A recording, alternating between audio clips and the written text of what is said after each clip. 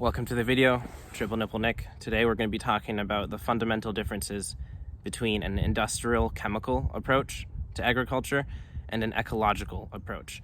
And when I say ecological, I mean ecology, ecosystems, biology, organisms, and this isn't organic agriculture. You'll see that actually industrial organic agriculture is part of the industrial chemical approach. And so before we hop into it, go follow my farm on Instagram, eternal.harvest, at eternal.harvest.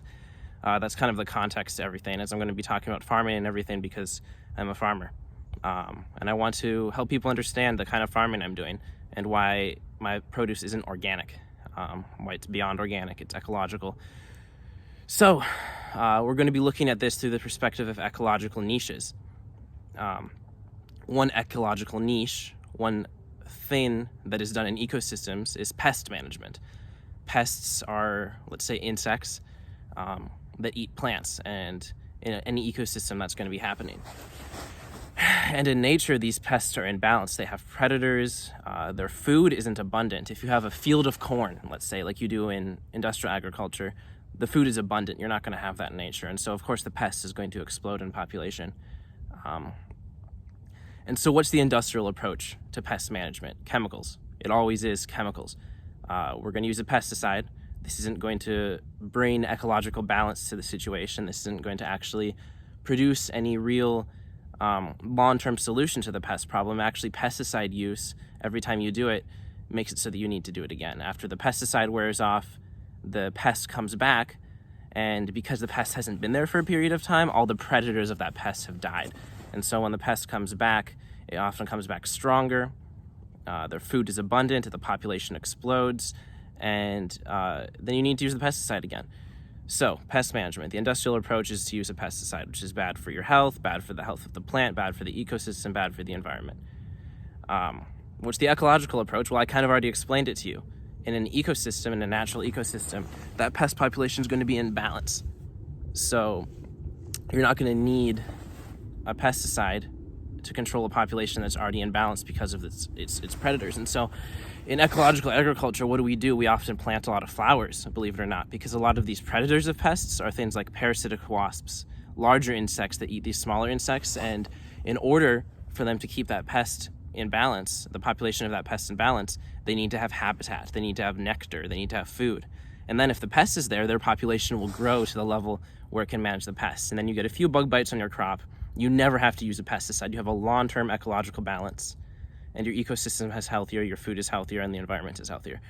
So, what does the organic agriculturist do? They use a biopesticide. They use a less toxic chemical, often a biologically derived chemical, to control that pest population. And you can see how, at the fundamental level, when we really get down to it, when we're not talking about how safe is this chemical? When we're talking about the fundamental approach, organic agriculture really, in the United States at least, industrial organic agriculture just replaces the chemical with a less toxic chemical. And so with an ecological approach, we're looking to mimic a natural ecosystem, rebuild the natural ecosystem so that our pest is in ecological balance. Now let's move on. We've talked about pest management. Let's talk about fertility. What's the industrial approach to fertility? When you're growing, let's say, a field of corn, just a great example, the classic monoculture that's all over the United States. You're systematically removing organic matter and nutrients every year from every inch of the soil. When you grow corn, you harvest the corn, you're taking the nutrients out of the ecosystem, and you're not putting it back in. That corn's being used to feed animals, it's being used to feed humans, and then the poop isn't getting back into the soil. I mean, sometimes it is. Sometimes we're spreading manure, but often we're using the chemical approach. NPK, artificial fertilizers, the Haber-Bosch process, taking nitrogen out of the atmosphere, which plants can do on their own in an ecosystem that has nitrogen-fixing plants. We're using these chemicals to add fertility to the soil. And why do we have to keep doing it? Because we're not fulfilling the ecological niche by the ecosystem. Do you get this? When you have pest population, you're not doing anything. The pest population is in balance. You're not using labor or resources to fill the ecological niche because the ecosystem does it. In a natural ecosystem, there's a diversity of plants, animals, insects. Nitrogen is being fixed by nitrogen-fixing plants. Organic matter is constantly decomposing. When something is eaten, those nutrients don't go anywhere. The animal dies eventually, the poop goes into the soil. And so we can kind of mimic this in ecological agriculture.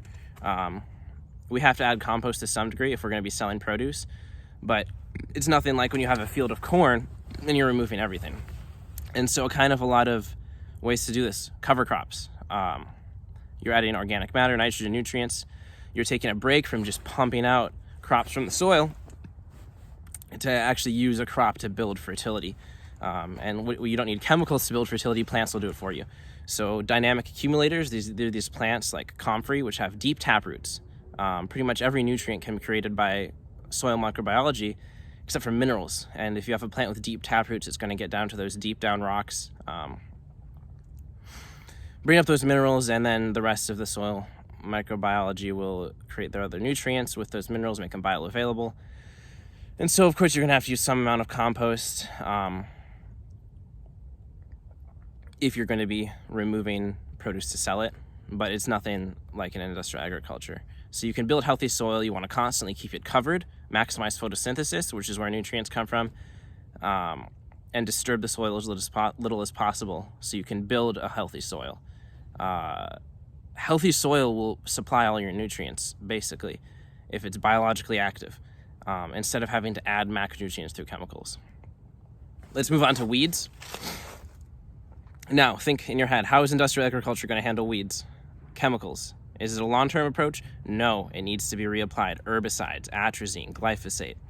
These broad-spectrum herbicides, they can kill weeds if they're out of control and the crop is genetically modified, let's say, to be resistant to those weeds. In the case of corn, there's a lot of glyphosate-resistant corn, so that you can spray a whole field, kill all the weeds, the corn will live.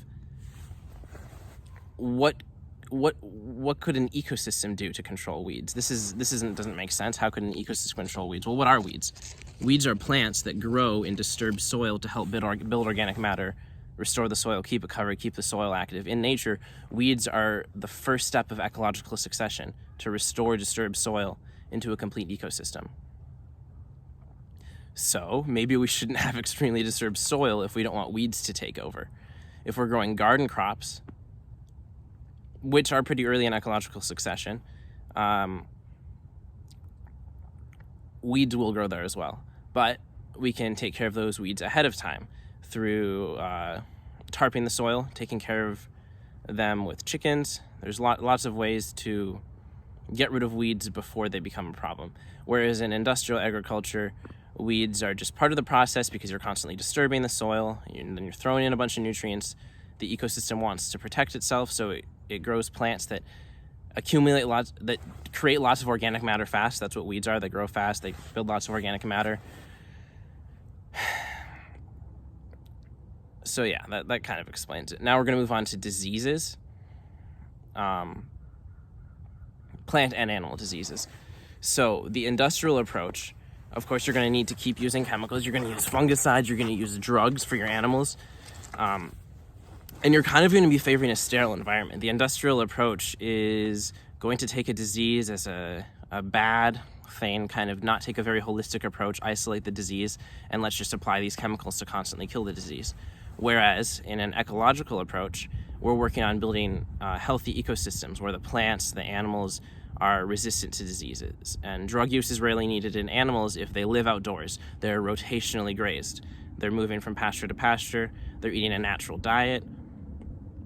Of course, if you have animals that are used to rotationally grazing and you put them indoors, no sunlight, no fresh air, that you feed them corn, no real nutrients, of course they're going to be full of diseases and require even daily drug use. And in the soil, if you're going to be farming, let's say even a row crop, in nature you're not going to have 30 tomatoes in a row. You're not going to have a bunch of one plant. You're going to have biodiversity, and so we can mimic that through crop rotation. You can monitor the soil.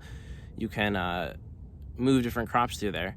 And what we're doing there is mimicking the natural ecosystem. So fundamentally, what is an industrial approach to agriculture? It's sterile. It's a laboratory. It's a one-size-fits-all approach. You're going to have 100 acres of just corn. Every problem, every ecological niche, from pest management, fertility, to weeds and disease, is going to be fixed with a chemical. There's a chemical for every problem. Whereas in an ecological approach, you're doing everything you can to make the agricultural system as close to a natural ecosystem as possible. And so let's say in my market garden, that's not quite it. That's not something you would ever find in nature. And in many ways, it's not a perfect ecological approach, but that's fine. We can get pretty darn close, and we can find long-term solutions. For fertility, we can add compost every once in a while instead of having to add chemicals every year. And we can source most of our fertility from having a healthy, active soil. We can control the pest population and the weeds long term. Now, if you really like this idea of like, wow, let's just make our food production systems mimic natural ecosystems, you might be more interested in food forestry. Food forestry is where you have a forest that produces food, and a forest has like 7 basic layers to the ecosystem, from tall trees, smaller trees, shrubs, vines. There's bushes, there's a herbaceous understory, those little plants that grow on the ground in the forest. And of course, then there's fungi, there's animals. You can have a food forest with a fruit tree, with plants all around it that accumulate nutrients from deep down, plants that help produce flowers that feed the predators of the pests. And you can have bushes producing more fruit. Great deal of biodiversity. It's not going to be like an orchard, let's say, where there's just a row of fruit trees. This is actually kind of going to look like a natural ecosystem, except there's food everywhere. You have logs on the ground that are growing fungi. And so let's bring this back to my farm. Now that you understand the fundamental differences between industrial agriculture and ecological agriculture, what am I going to be doing? Here at Eternal Harvest, we're going to be market gardening, row crops, rotationally grazed, long-term pest management. I don't use any chemicals. I don't use any biopesticides, any organic pest management chemicals. I lose some crops to pests, but that's worth it because long-term I'm going to be building stable pest populations. Whether it's the most natural BT, it's a bacteria that kills your caterpillars that are eating your plants, or whether it's a toxic pesticide, it doesn't matter. For the ecosystem, it's going to have the same impact on the population levels of the insects. So the market garden is more of a short-term approach. I need to grow some food. But long-term, I'm planning on creating lots of food forests, lots of ecosystems that will produce food for 100 years after I die. For 100 years, they will continue to thrive on their own.